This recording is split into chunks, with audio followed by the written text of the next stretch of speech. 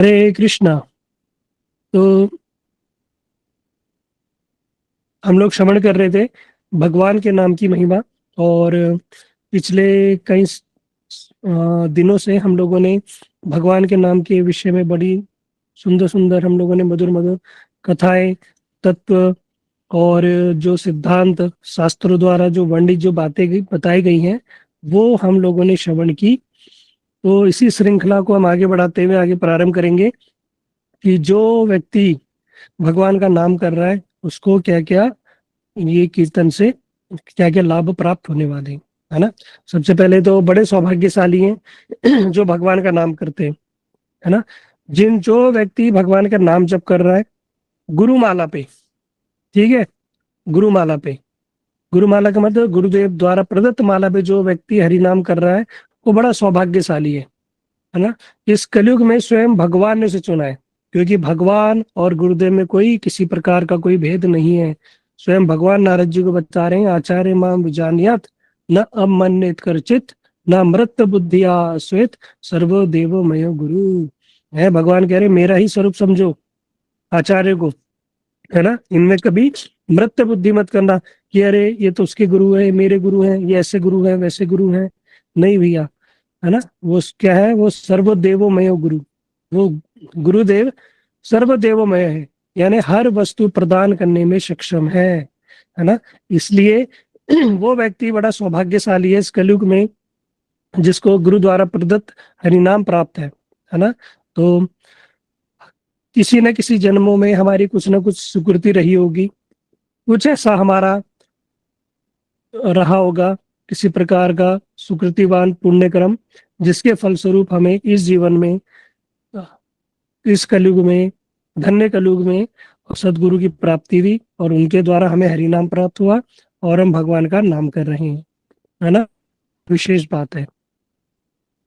तो जिन लोगों को अभी किसी प्रकार से गुरु का साक्षात्कार नहीं हुआ उनको हमेशा ठाकुर जी से या जिनकी भी वो उपासना करते हैं, जो भी अभी उनके इष्ट हैं, उनसे यही प्रार्थना करनी चाहिए कि हमें रसिक भक्तों का संग पर प्राप्त हो और सदगुरु की प्राप्ति हो। इसके अलावा और कोई भी वस्तु मांगने की आवश्यकता नहीं है, क्योंकि हमें तो मांगना भी नहीं आता ना। एक मांगना भी कला है, आर्ट ऑफ बैगिंग। मांगना भी एक कला है। कैसे क्या मांगना है कि जिससे मांगने से हमारी सर्व वांछा पूर्ण हो जाए, है ना। एक कथा सुनाता हूँ मैं, देखो मैं एग्जाम्पल के माध्यम से बड़ा समझाता हूँ, तो इन एग्जाम्पलों को आप नोट करा करो। कभी आप लोग प्रीचिंग करो, कुछ हो तो पता चले ना, आप बता सको कि भैया मांगना कैसे, मांगना भी क्या होता है। जैसे कि हम लोगों ने कल श्रवण किया कि भगवान का नाम तो हर वस्तु प्रदान करने में सक्षम है, लेकिन हमारे अंदर ये कैपेबिलिटीज होनी चाहिए, ये योग्यता होनी चाहिए कि हम उस नाम से हम क्या मांगना चाहते हैं। वो कैसे कब पता चलेगा हमें, जब हम साधु संग करेंगे, नहीं तो ठगे जाएंगे। भगवान ठग लेते हैं। आप बोलोगे प्रभु क्या बात कर रहे हो, कहते हैं हाँ, कृष्ण बहुत ठग है। कृष्ण जो है वो ठग है, वो ठग लेंगे आपको। वो आपको मुक्ति भुक्ति, ऊपर के लोग, बड़े बड़े सिंहासन, पद, राज्य देके छुटकारा पा लेंगे। लेकिन भैया हमें छुटकारा नहीं पाना, उनके चरणों को पकड़ लेना है ना। वो तुम्हें बहुत लोभ प्रलोभन देंगे, लेकिन जो भक्त गौड़ी वैष्णव के संबंध से जुड़ गया, जो समझ गया इस तत्व को, वो कभी ठगा नहीं जाएगा, है ना। स्वयं भोलेनाथ जी, उनको ठग लिया भगवान कृष्ण ने। क्या कब ठग लिया, कौन बताएगा भोलेनाथ जी को कब ठगा। जब शिवजी गोपी बन के गए थे महाराष्ट्र में, तब कृष्ण भगवान ने ठग लिया था। कहा था कि आप बाहर पहरेदार बन जाओ रास मंडल में, आपके अनुमति के बिना कोई भी प्रवेश नहीं कर पाएगा। तब वो भगवान ने ठग लिया था, क्योंकि वो खुद भी प्रवेश नहीं कर सकते थे। वाह, बहुत सुंदर, वेरी, वेरी गुड। देखो ये मानसी सती है, छोटी सी बच्ची है, कितनी कितने साल की हो तुम। 14 साल की।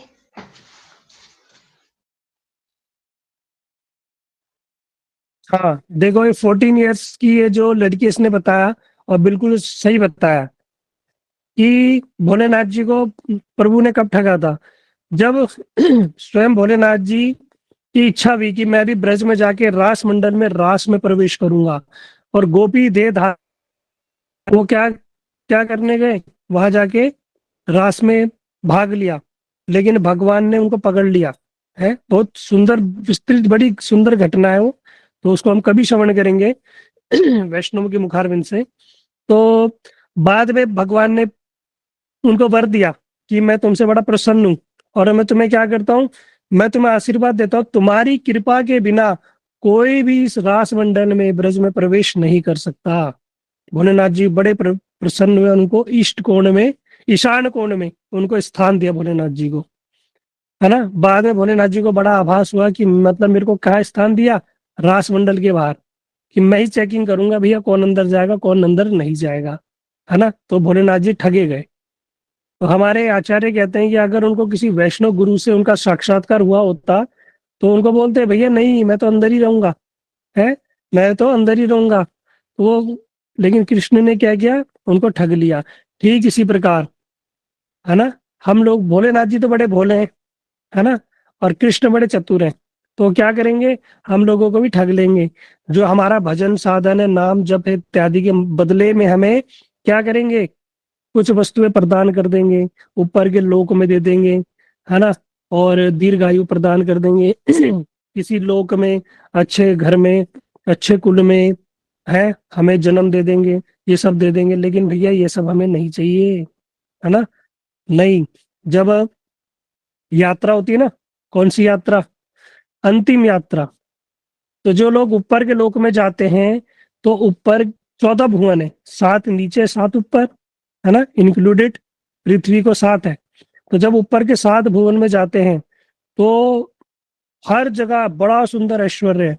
ये पृथ्वी में तो कुछ भी नहीं है भैया, कह रहे सारे पृथ्वी का ऐश्वर्य जो है, जो चकाचौंध, जो कहते हैं ना, हम कहते हैं अरे अमेरिका बड़ी सुंदर बिल्डिंग है, लाइटिंग, ये तो भैया कुछ भी नहीं है ये तो वहां के, कहते हैं प्रकाश के नक के समान भी नहीं है, इतना वहाँ ऐश्वर्य वैभव है ना। वहां देख के जब हम उस रास्ते से हम जब गुजरेंगे, तो हम मोहित हो जाते हैं, कुछ लोग मोहित हो जाते हैं, और वो वहीं में स्थित हो जाते हैं, है ना। तो प्रलोभन दिया जाएगा भैया, वहां देखो ऐश्वर्य वैभव, वहां का राजा बना देंगे, ये कर देंगे वो कर देंगे ऊपर लोग में। हमारा भजन क्या है ना भैया, वो तो सर्व सिद्धि प्रदान करने के लिए सक्षम है। तो ऊपर के लोग तो बड़े तुच्छ चीज है, वो तो सहज में ही मिल जाएंगे, है ना।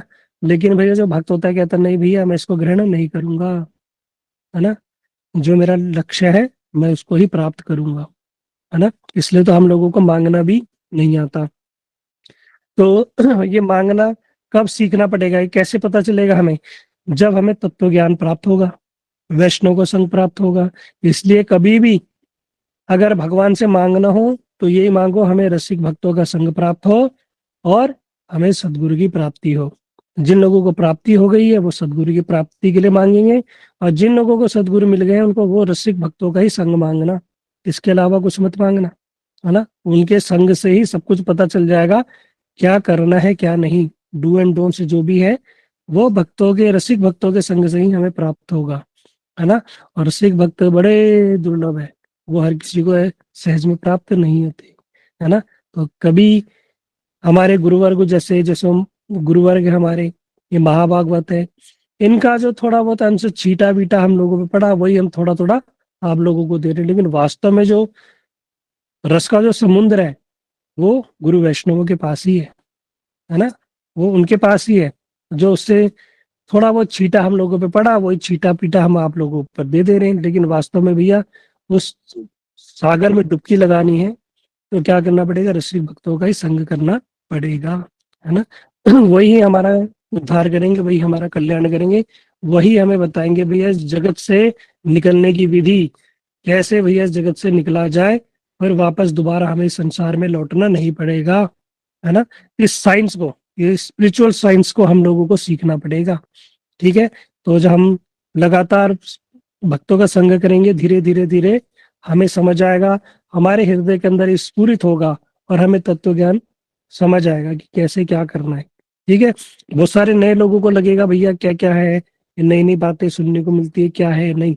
आप सुनते रहो, श्रवण करते रहो और भगवान का नाम जप करते रहो, ये सब हृदय के अंदर अपने आप ही प्रकाशित होता रहेगा, है ना। हमारे हृदय में परमात्मा एक स्वरूप में विराजमान है, वो सब देखते हैं। वही हमें क्या करते हैं, ज्ञान प्रदान करते हैं। किस रूप में? जो हमारे हृदय में परमात्मा है वो किस रूप में हमें ज्ञान प्रदान करते हैं, कौन बताएगा? मैसेज करके बताना मुझे, ठीक है। तो वो हमें ज्ञान प्रदान करते हैं। तो इसलिए अपना नाम करते रहो, और भगवान से क्या मांगना है, इस चीज को अच्छे से सीखना। ठीक है, हम इसका अपनी जो हमारी कथा है, क्लासेस है, उसको प्रारंभ करते हैं। तो हम लोगों ने श्रवण किया था कि भगवान के नाम की महिमा के लिए क्या क्या लाभ है। सर्वप्रथम हम लोगों ने श्रवण किया मन की शांति, जो आजकल हर व्यक्ति को चाहिए। वो कैसे प्राप्त होगी? जब व्यक्ति भगवान का देगा। ठीक है, वेरी गुड। विशाल विकास गुप्ता जी ने सही आंसर दिया। चैत्य गुरु के रूप में परमात्मा हमारे हृदय में विराजमान है, और वही हमारा मार्गदर्शन करते हैं। ठीक है, तो सेकंड हम लोगों ने श्रवण किया था आत्मा का ज्ञान, है ना। ये हमें आत्मज्ञान प्रदान प्राप्त हो जाएगा। जो हमारे अंदर मिथ्या अहंकार है वो नष्ट हो जाएगा। हमें अब वास्तविक आत्मज्ञान होने से क्या होगा? जब हमें ज्ञान प्राप्त हो जाएगा तो संसार के किसी प्रकार की दुख कष्ट और व्याधियां हमें परेशान नहीं कर सकती। तीसरा सबसे इम्पोर्टेंट चीज जो हर व्यक्ति को चाहिए वो क्या है? सुख, है ना। हम हर कार्य किसके लिए कर रहे हैं? सुख के लिए तो कर रहे हैं, है ना। तो ये सच्चे सुख, जो वास्तविक सुख हमें कैसे प्राप्त होगा? जो हमारा हृदय जो मरुस्थल हो गया, उसमें जो पानी की वर्षा होगी, जो मेघों द्वारा वर्षा होगी, ये हरि नाम द्वारा ही प्राप्त होगी। तभी हम वास्तव में सुखी रह सकते हैं, है ना। कोई तन दुखी, कोई मन दुखी, कोई धन बिनत रहे तो दास, और थोड़े थोड़े सब दुखी और सुखी कृष्ण के दास। वास्तव में भगवान के जो दास है, जो उनके सेवक हैं, जो उनकी भक्ति कर रहे हैं, वही इस जगत में सुखी रह सकते हैं, है ना।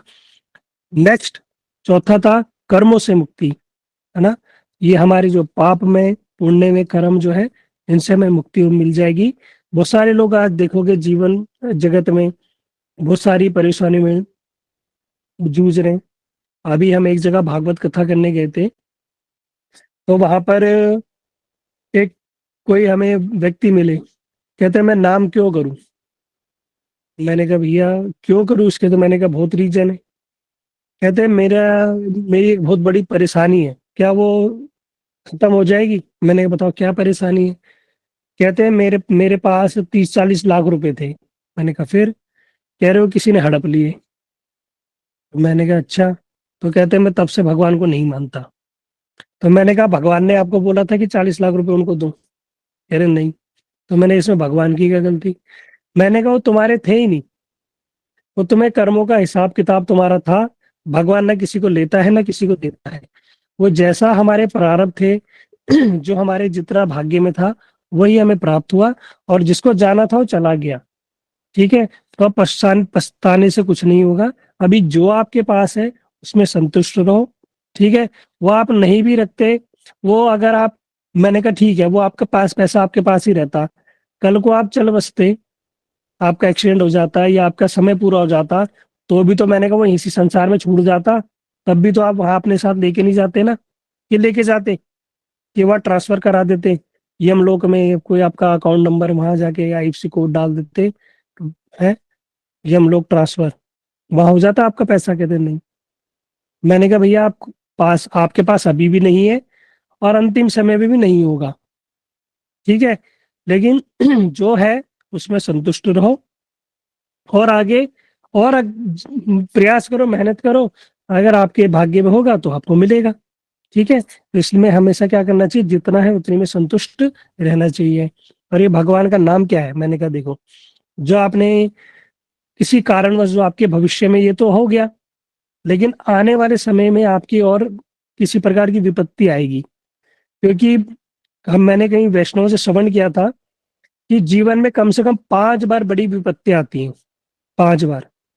ठीक है, आप लोग देखना, किसी के जीवन में एक बार आई होगी, किसी की दो, किसी के 5, हो सकता है 5 बार आ चुकी हो।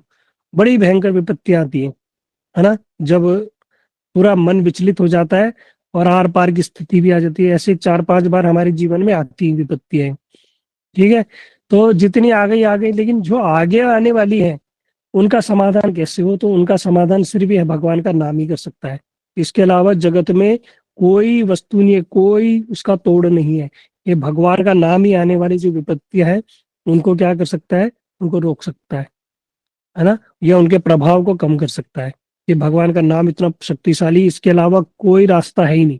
कोई रास्ता है नहीं मतलब है ही नहीं, केवल केवल मतलब एक यही एकमात्र रास्ता है, इसके अलावा कोई रास्ता नहीं है। तो कहते ठीक है फिर मैं हरि नाम करूंगा। मैंने कहा करो बिल्कुल।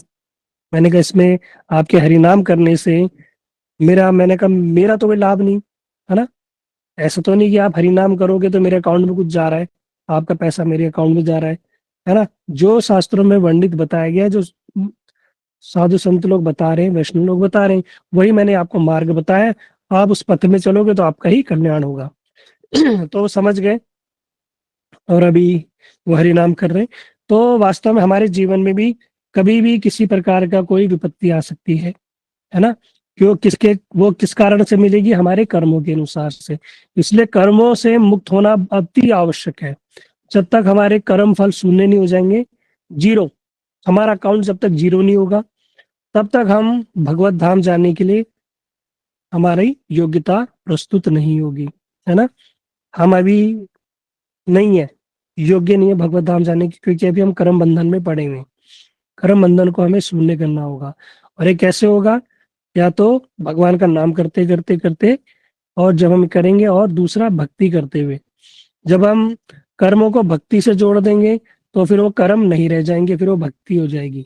जैसे कि हमारे गुरुदेव बड़ा अच्छा उदाहरण देते हैं। हम सुबह अपने घर में झाड़ू लगाते हैं, है ना, अपने घर में झाड़ू पोछा करते हैं, रसोई करते हैं, और पुरुष लोग पैसा कमाते हैं, व्यवसाय करते हैं, व्यापार करते हैं। ये तो हमारा डेली रूटीन है, ये सब तो करते हैं। तो फिर क्या ये भक्ति होती है? कहते हैं हाँ, ये भी भक्ति बन जाएगी। कैसे? अपनी इसमें भावना ऐड करनी है। कैसी भावना ऐड करनी है? देखो, जिस कौन के फाउंडर आचार्य थे, उन्होंने जो अपनी संस्था थी, क्या नाम रखा? International society for Krishna consciousness. ये कृष्णा कॉन्शियसनेस क्या है? इसको बोला जाता है कृष्ण भावनामृत, है ना। ये भावना, कृष्ण के प्रति भावना, अमृत, अमृत रूपी भावना, ये भावना हमें लानी है बस, है ना। और भावना लाने का कोई पैसा नहीं लगता, है ना। अपने अंदर भाव लाने का कोई पैसा नहीं लगता, किसी प्रकार की कोई हानि नहीं है ना, किसी प्रकार का कोई नुकसान नहीं है। बस ये हर कार्य में अपनी भावना ऐड करनी है, क्योंकि श्रद्धा, इस श्रद्धा से ही हमारे हृदय में भावना उत्पन्न होती है। जो भक्ति की सबसे पहली सीढ़ी है वो है श्रद्धा, है ना। ये श्रद्धा स्टेज है। सबसे पहले भक्ति का 8 सोपान होते हैं: श्रद्धा, साधु संग, भजन क्रिया, है ना, निष्ठा, निवृत्ति, रुचि, आसक्ति, भाव। ये पूरा 8 स्टेज है। ये कब आएगी हमारे अंदर? जब हमारा भगवान के प्रति पहले श्रद्धा होगी।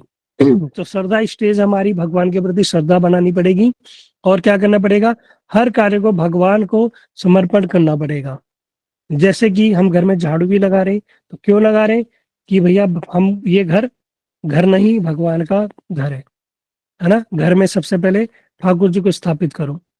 अब ठाकुर जी को स्थापित करने का ऐसा है कि जिन लोगों की दीक्षा नहीं हुई है, जिन लोगों का गोपाल मंत्र नहीं हुआ है, उनका घर में ठाकुर जी रखना ना रखना बात बराबर है, ठीक है। इसलिए विधि पूर्वक उनकी सेवा की जाती है। जब, जैसे कि हम कोई चीज कर रहे हैं, घर में वॉशिंग मशीन ला रहे हैं, टीवी ला रहे हैं, फ्रिज ला रहे हैं, उसका एक मैनुअल होता है ना, कि भैया इसको ऐसे ऑपरेट करना है, मशीन को ऐसे चलाना है, ऐसे पानी डालना है, ऐसे ड्रेन होगा, ऐसे वो उसके अंदर जो हमने कपड़े डाले हैं वो ऐसे सोख होंगे, या ऐसे वो उसका पानी निकलेगा, ऐसे ड्राई होंगे। हर चीज का एक प्रोसेस है। तो हर चीज को करने की एक तरीका है। तो ठीक इसी प्रकार भगवान की सेवा करने का भी प्रोसेस होता है। ऐसा नहीं कि लाए रख दिया, उनके आगे मिश्री बतासे दूध रख दिया, गिलास रख दिया तो हो गया बस, है। जन्माष्टमी पे कपड़े बदल दिए और व्रत रख लिया, हो गए भाई। ये सब नहीं भैया, ऐसा नहीं है। उनकी पूरी विधि है, पूरा प्रोसीजर होता है कैसे ठाकुर जी की सेवा करना है। वास्तविक फल प्राप्त करने के लिए क्या हम करना पड़ेगा, वो सीखना पड़ेगा। ऐसे ही जाके गए सब लोग ले लेके घूमते हैं ठाकुर जी, तो हम भी ले आते हैं। सब गोपाल जी लेके घूमते हैं, तो हम भी ले लेके टोकरी में घूमेंगे, हम भी मीराबाई बन के घूमेंगे। भैया ये सब नहीं करना, ये सब नहीं करना।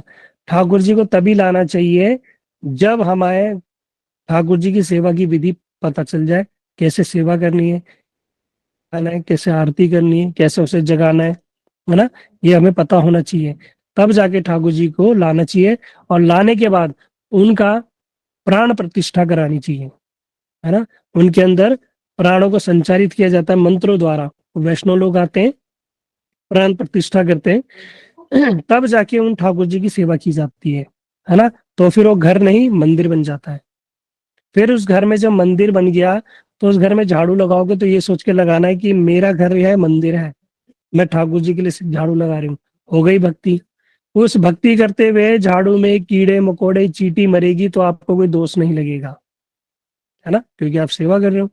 फिर आप भोजन बना रहे हो, भोजन बनाते हुए बड़े पाप होते हैं।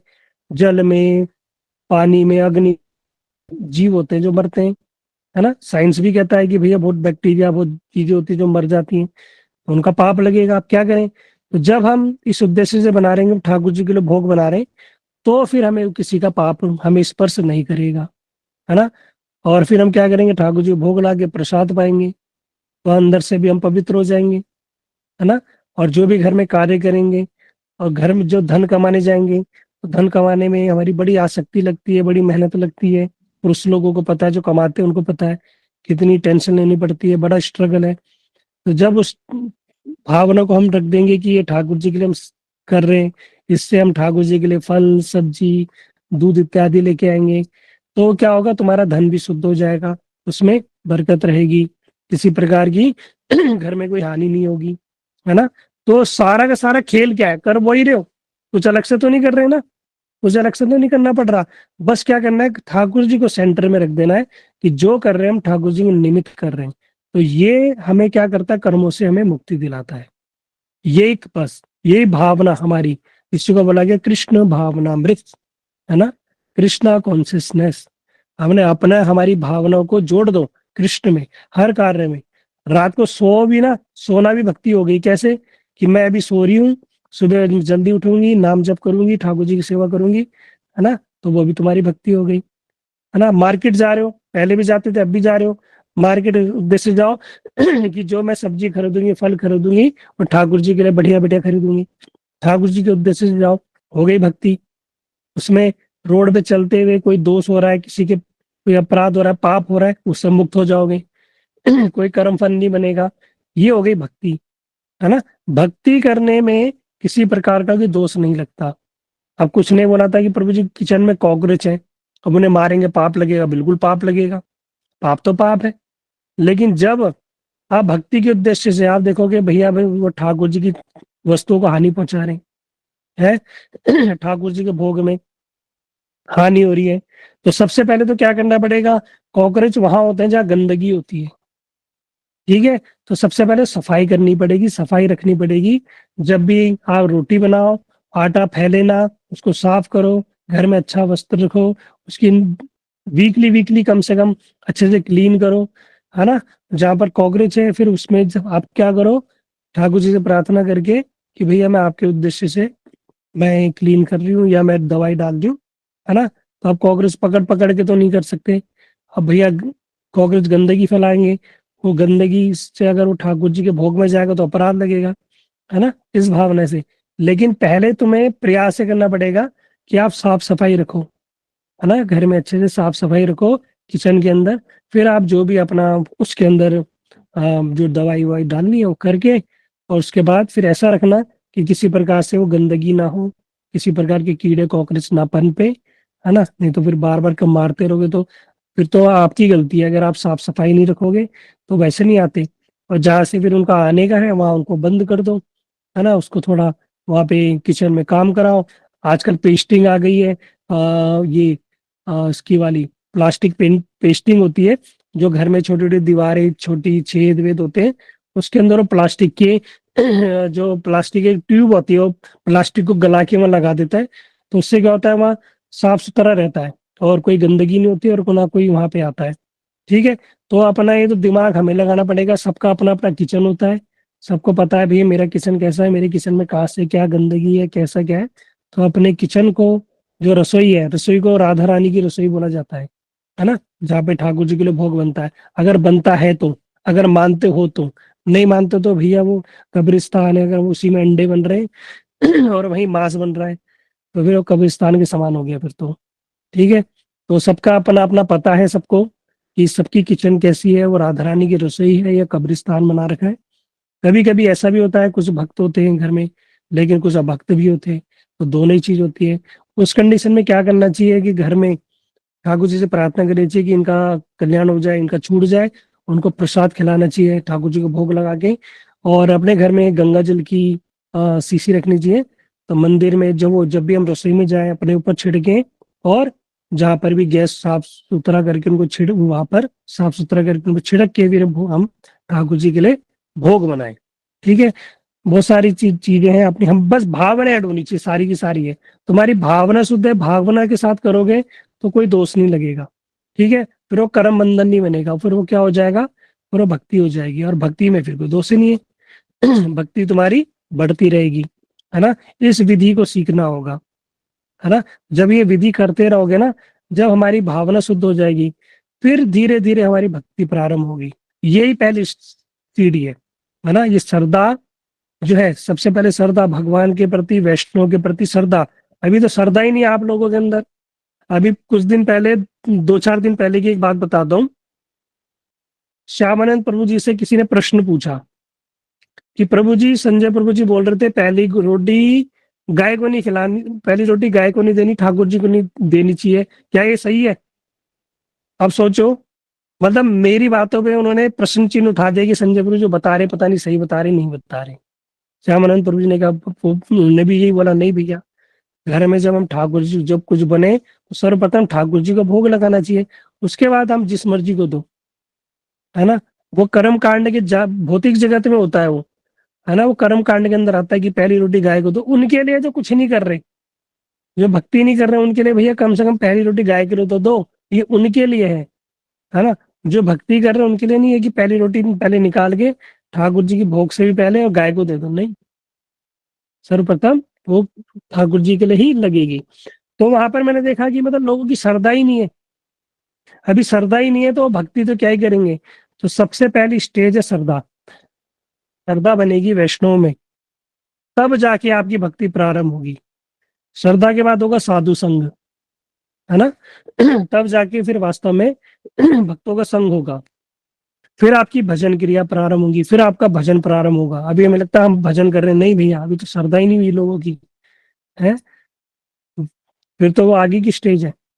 इसलिए सबसे पहले क्या होगी, श्रद्धा। इसलिए वैष्णव में श्रद्धा होनी आवश्यक है। अगर हमारी श्रद्धा नहीं है, ठाकुर जी में श्रद्धा नहीं है, वैष्णव के छोड़ो, ठाकुर जी में भी श्रद्धा होनी चाहिए, भगवान में भी पूर्ण विश्वास होना चाहिए। ऐसा नहीं कि आज हमने कोमल श्रद्धा और एक होती है दृढ़ श्रद्धा। कोमल श्रद्धा मतलब, श्रद्धा की भी बहुत सारी स्टेजेस हैं, वो कभी मैं आप लोगों को अच्छे से बताऊंगा। तो श्रद्धा में भी क्या है, अभी बहुत सारे लोग तो हम श्रद्धा की स्टेज में ही फंसे हुए हैं, है ना। और अभी हमें 8 स्टेजें हैं, अभी पहली स्टेज ही श्रद्धा है। तो पहली स्टेज श्रद्धा के अंदर क्या है, कोमल श्रद्धा में क्या होता है कि जैसे ही कुछ घर में विघ्न आए, कुछ हुआ, गड़बड़ हुआ, किसी ने बोल दिया हाँ जब से तूने पूजा शुरू की ना, जब से तूने माला शुरू की तब से ऐसा हो रहा है वैसा हो रहा है, तो ले माला आज से ही बंद। तो वो है कोमल श्रद्धा, है ना। उन लोगों का कभी कल्याण नहीं होता। लेकिन जो दृढ़ रहते हैं, नहीं भैया, ठाकुर जी नहीं, जो हुआ है मेरे जीवन में मेरे कर्मानुसार हुआ है ना, लेकिन नहीं, मैं भगवान की भक्ति भजन नहीं छोड़ूंगा, ये छोड़ूंगी, वो कंटिन्यू रहते हैं। फिर उनका वास्तविक साधु संग होता है। श्रद्धा के बाद साधु संग तब होगा, लेकिन पहले क्या होगी, श्रद्धा। ये श्रद्धा होना अति आवश्यक है। जब तक हमारी अपने जो भी हमारे मार्गदर्शक है उनके प्रति श्रद्धा नहीं होगी, और जो भी हमारे गुरुवर्ग है उनके प्रति श्रद्धा नहीं होगी, जो भी हम जिन ठाकुर जी की हम उपासना कर रहे हैं उनके प्रति हमारी श्रद्धा नहीं है, तो फिर अभी हमारी भक्ति प्रारंभ नहीं हुई, है ना। इसलिए ये हमारा एडमिशन है। जैसे स्कूल में एडमिशन होता है ना, LKG UKG, first second third, तो ये हमारी बिल्कुल स्टार्टिंग है। इसलिए हमारे ग्रुप का नाम है कनिष्ठ भक्त। भाई बिल्कुल बेसिक है, भी स्टार्टिंग है। इसलिए पहले अपने श्रद्धा के स्तर को बनाओ, है ना। अभी हम लोग बहुत ऊंची ऊंची बातें, मैंने देखा बहुत सारे भक्त अभी कुछ ज्वाइन किए हुए, उनको कुछ ज्यादा कुछ समझ हुआ नहीं, लेकिन भाई बड़ी बड़ी बातें भी जा जाके बड़े बड़े तत्व सिद्धांत सीखने का प्रयास कर रहे। भैया नहीं, इसको बोला जाता है कि ये एक प्रकार का अपराध है। कि हमने अपने स्तर से आगे जाके हम सीखने का प्रयास कर रहे हैं, नहीं। पहले अपने स्तर को वहां उस लेवल तक पहुंचाओ, अपने बेस को मजबूत करो, है ना। तो जब हम इस प्रकार से अनाधिकारिक चेष्टा करेंगे, इसको बोला जाता है अनाधिकारिक चेष्टा, तो फिर वो गलत है ना, उससे हमारा कल्याण नहीं होने वाला। इसलिए क्या करो, स्टेप बाय स्टेप बढ़ना चाहिए हमेशा, धीरे बढ़ो और डायरेक्शन में बढ़ो, अपराध रहित होके बढ़ो, तो देखना अवश्य ही अपने लक्ष्य तक पहुंचोगे। और सोचे कि आज ही जंप मार लूंगा या मार लूंगी, ये भी सीख लूंगा, उससे ये भी कर लूंगा, ये भी कर लूंगा, नहीं भैया नहीं, इससे नहीं होने वाला। इसलिए क्या करो, पहले अपनी श्रद्धा के स्तर को मजबूत करो, वैष्णव के प्रति श्रद्धा रखो, आज यहाँ कल वहाँ, आज यहाँ आज वहाँ, नहीं भी ऐसे नहीं होगा, है ना। अपनी श्रद्धा को रखो, और जब श्रद्धा रखोगे तो गुरुदेव के हृदय में जो भक्ति है, फिर उन्होंने जिसको अंदर वो संचारित करनी है, फिर वो वहीं से ट्रांसफर हो जाती है ना। जो भक्ति है वो भक्तों की अनुगामनी है, वो भगवान भक्ति नहीं देते, भगवान नहीं देते भक्ति, ये भक्तों की कृपा से ही भक्ति आती है। हाँ, slow and steady wins the race, बिल्कुल साधना जी ने बिल्कुल सही बताया। तो धीरे से और लेकिन अच्छे से तरीके से बढ़ोगे तो एक दिन पहुंचोगे। और जंप करोगे, भागोगे, दौड़ोगे, आज यहाँ आज वहाँ, ना इधर के रहे ना उधर के रहे, ना आज आज पहुंच गए दसम स्कंदे में, आज पहुंच गए रासलीला में, आज पहुंच गए वहां, आज पहुंच गए वहां। अरे भैया नहीं, पहले अपने श्रद्धा तो बढ़ाओ, वैष्णव के प्रति श्रद्धा की स्टेज में तो कब अच्छे से मजबूत करो। जब तुम्हारा बेस मजबूत होगा, जब तुम खड़े हो जाओगे ना श्रद्धा की स्टेज में, फिर तुम्हें कोई गिरा नहीं सकता, कोई तुम्हें गिरा नहीं सकता। फिर अपना स्टेप रखो साधु संग में, फिर होगा तुम्हारा साधु संग, है ना। अभी तो साधु संग भी नहीं हो रहा बहुत सारे लोगों का, और उनको लगता है हम भैया अभी भाव अवस्था में पहुंच गए, हमारे तो बड़े भाव है, अरे बड़ा प्रेम है भैया हमारा तो भगवान से, ठाकुर जी से। अरे अभी कुछ नहीं हुआ, आगे आगे सुनोगे तो पता चलेगा कि हम कहाँ हैं, है ना।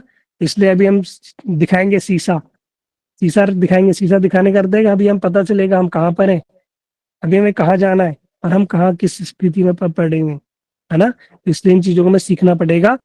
दूसरी सबसे इंपॉर्टेंट बात मैं बता रहा हूँ, अभी हमारा एक कोर्स शुरू होने वाला है गीता पाठ्यक्रम के नाम से। उसमें हमारे गौर सुंदर प्रभु जी और श्यामानंद प्रभु जी कुछ क्लासेस लेंगे। उस क्लासेस में श्यामानंद प्रभु जी आप लोगों को ठाकुर जी की सेवा कैसे करते हैं, आरती कैसे करते हैं, भोग कैसे करते हैं, ठाकुर जी को जगाते हैं कैसे हैं, जिसको बोला जाता है वैष्णव एटिकेट्स, उसकी क्लासेस लेंगे। ठीक है, गौर सुंदर प्रभु जी जो गीता के इंपॉर्टेंट श्लोक्स हैं उसके ऊपर, और कुछ हमारी बेसिक क्लासेस है, does God for exist, search for happiness, है ना, हु एम आई, ये कुछ क्लासेस हैं, बेसिक क्लासेस हैं, ये हम लोगों को पता होनी चाहिए। तो इन क्लासेस को, ये लगभग 3-4 महीने का कोर्स रहेगा, मेरे ख्याल से 2.5 से 3 महीने जो भी रहेगा टाइमिंग, और ये वीकली 3 क्लासेस होंगी। और ये सबके लिए नहीं है, जो उसमें रजिस्ट्रेशन करेगा ये उन्हीं को ही दी जाएगी, जो इंटरेस्टेड है ये उनके लिए ही क्लासेस हैं। ठीक है, तो अब हमारी जब ये, मुझे लगता है नए साल से जो अभी हमारी रोज क्लासेस हो रही है, अभी रोज नहीं होंगी, ये 3 दिन ही हो पाएगी, क्योंकि 3 दिन अब वो वाली क्लासेस होंगी, और वो वही लोग अटेंड कर पाएंगे जिनका रजिस्ट्रेशन होगा, वो दूसरी आईडी से होंगी। ठीक है, तो जो लोग इंटरेस्टेड हैं, जो सीखना चाहते हैं, समझना चाहते हैं, वो उस लिंक से ज्वाइन करके अपना डेटा भर सकते हैं। ठीक है, किसी को कुछ समझ नहीं आ रहा कि कहाँ पर क्या भरना है, तो बेझिझक होकर मैसेज कर सकते हैं, हमें पूछ सकते हैं कि हमें क्या करना है क्या नहीं करना। ठीक है, तो इसलिए उस क्लासेस को हमने सबके लिए कॉमन नहीं रखा, क्योंकि भीड़ नहीं चाहिए वहाँ, कोई आ गए, है ना, वहाँ उस क्लास ज्वाइन कर ली, पूर्व में भी हमने देखा बहुत सारे लोगों ने ज्वाइन की तो कंटिन्यू नहीं हो पाई। कुछ ऐसी भी हमारी क्लासेस हुई जो स्टार्ट तो हुई, वो कंटिन्यू नहीं हो पाई, है ना। लेकिन ये वाली जो है गुरुदेव के बिल्कुल प्रयास से, और गुरुदेव ने बड़ा स्ट्रिक्ट हो गए इन क्लासेस को शुरू करवा रहे हैं गुरुदेव के। ठीक है, तो इसलिए गौर सुंदर प्रभु जी को भी फ्री कर दिया है कि आप भागवत नहीं करके आप सारा फोकस यहाँ करो। इसलिए आप देखोगे 1 महीने से गौर सुंदर प्रभु जी अभी ये गीता का स्टार्ट कर दिया है, और अभी वो रशिया जाने वाले हैं, लेकिन तब भी वो कह रहे थे मैं रशिया से जाकर भी इन क्लास को कंटिन्यू करूंगा। वो अभी 1 महीने के लिए रशिया जा रहे हैं दिसंबर में, ईयर एंड में, लेकिन वो वहां से भी इन क्लासेस को, मॉर्निंग क्लास को भी कंटिन्यू करेंगे। और जो हमारी क्लासेस होंगी, दो वो क्लासेस जो हमारी टाइमिंग है वो इसी सेम टाइमिंग पे होगी, और वीक में 3 दिन होगी। एक दिन आपको क्लासेस बताई जाएंगी, दूसरे दिन क्वेश्चन आंसर सेशन होगा, तीसरे दिन लगभग आपसे सुना जाएगा, कुछ ऐसा ही है, कुछ मॉड्यूल है, वो हम आपके साथ शेयर करेंगे प्रॉपर। तो मैंने उसमें चेक किया, आज तो लगभग 30-35 लोगों ने ही अभी तक रजिस्ट्रेशन किया है जो उसको करने के लिए इंटरेस्टेड है। तो मैं हम किसी को फोर्स नहीं कर रहे कि जबरदस्ती करो, क्योंकि भक्ति प्रोसेस जो है वो प्रेम से अपनी स्वेच्छा से किया जाता है, जबरदस्ती नहीं कराया जाता। ठीक है, तो जिन लोगों को लगता है उनको सीखना चाहिए, कुछ कर सकते हैं, या उनके लिए ये सब जरूरी है, वो सीखिए। ठीक है, वो बेसिक वैष्णव एटिकेट से लेकर गीता और जो हमारी कुछ सेमिनार्स क्लासेस हैं उनको अटेंड करो। ठीक है, उसका कुछ उन्होंने चार्जेस है, कोई ज़्यादा नहीं है, 250 रुपीज़ ये, है ना, कोई बहुत ज़्यादा अमाउंट नहीं है।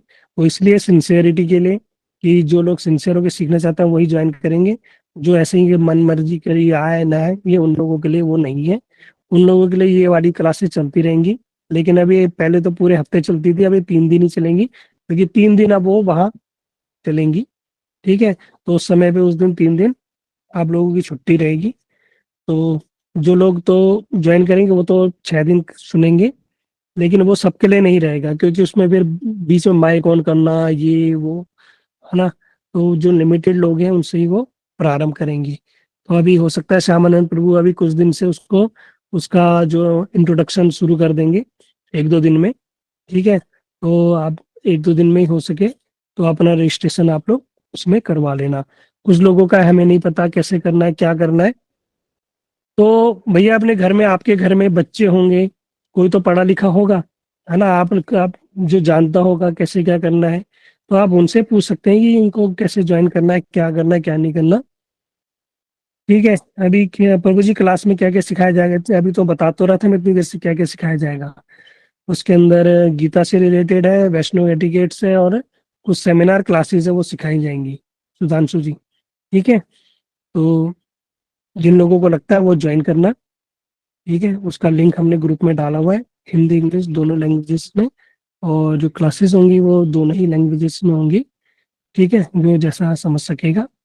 ठीक है, तो अभी समय हो चुका है, कल देखते हैं, कल कल मैं थोड़ा बिजी हूँ, तो कल शायद श्यामानंद प्रभु या इत्यादि कोई और क्लासेस लेंगे, फिर हम इसको परसों कंटिन्यू करेंगे, कर्मों की गति को, कर्म फल हमारे कैसे पूर्ण रूप से हम कैसे नष्ट करके कैसे फिर हम भगवत धाम को जा सकते हैं। ठीक है, इसके विषय में हम परसों चर्चा करेंगे। ठीक है, फिर आज हम विश्राम देते हैं कथा को। हरे कृष्णा, सभी को धर्म प्रणाम। वांछाकल्पतरुभ्यश्च कृपा सिंधुभ्यश्च पतितानां पावनेभ्यो वैष्णवेभ्यो नमो नमः। हरे कृष्ण।